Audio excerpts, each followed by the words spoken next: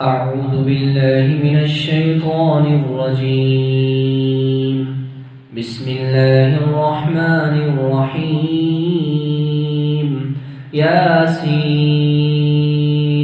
والقرآن الحكيم إنك لمن المرسلين على صراط مستقيم تنزيل العزيز الرحيم لتنذر قوما ما أنذر آباؤهم فهم غافلون لقد حق القول على أكثرهم فهم لا يؤمنون إنا جعلنا في أعناقهم أغلالا فهي إلى الأذقان فهم مقمحون وجعلنا من بين أيديهم سدا ومن خلفهم سدا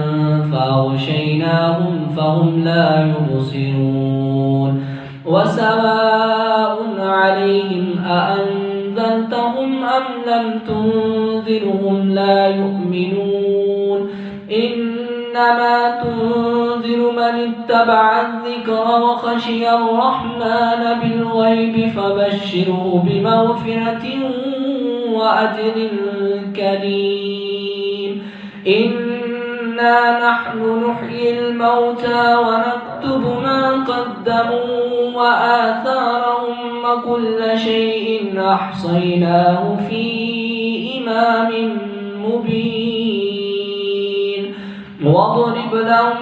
مثلا أصحاب القرية إذ جاءها المرسلون إذ أرسلنا إليهم اثنين فكذبوهما فعززنا بثالث فقالوا إنا إليكم مرسلون قالوا ما أنتم إلا بشر مثلنا وما أنزل الرحمن من شيء إن أنتم إلا تكذبون قالوا ربنا يعلم إنا إليكم لمرسلون وما علينا إلا البلاغ المبين قالوا إنا تطيرنا بكم لئن لم تنتهوا لنرجمنكم وليمسنكم منا عذاب أليم قالوا طائركم معكم أئن ذكرتم بل أنتم قوم مسرفون وجاء من أقصى المدينة رجل يسعى قال يا قوم اتبعوا المرسلين اتبعوا من لا يسألكم أجرا وهم